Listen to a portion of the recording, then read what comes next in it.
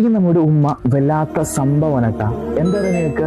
ഈ ഉമ്മ നമ്മൾ 9 മാസക്കാലം വയറ്റിൽ വെച്ചുകൊണ്ട് നടന്നു. പല വേദനകള്, പ്രയാസങ്ങള് സഹിച്ചിട്ടുണ്ട്. പിന്നീട് മരണതുല്യ വേദനയുള്ള ആ പ്രസവത്തെ പ്രസവിച്ചിട്ടുണ്ട്. പിന്നീട് നമുക്ക് ടീനേജ് ആയിട്ട് പോലും നമുക്ക് ഭക്ഷണങ്ങൾ നൽകുന്നുണ്ട്, വസ്ത്രങ്ങൾ അലക്കി ഒക്കെ നൽകുന്നുണ്ട്.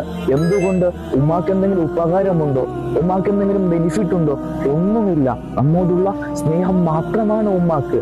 ആ ഉമ്മാനെ നാം തിരിച്ച് സ്നേഹിച്ചിട്ടില്ലെങ്കിൽ നാം ജീവിച്ച ഒരു കാര്യവുമില്ല.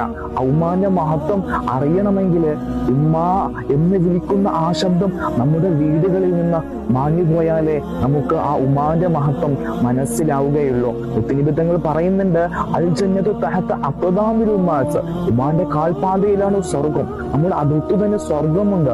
ആ ഉമ്മാന്റെ സമ്പൂർണ്ണ തൃപ്തി ഉണ്ടെങ്കിൽ മാത്രമാണ് നമുക്ക് സ്വർഗം ലഭിക്കുകയുള്ളൂ. അതുകൊണ്ട് ആ ഉമ്മാന്റെ പരിപൂർണ പൊരുത്തമുള്ളവരിൽ അള്ളാഹു നമ്മെ ഉൾപ്പെടുത്തുമാറാകട്ടെ.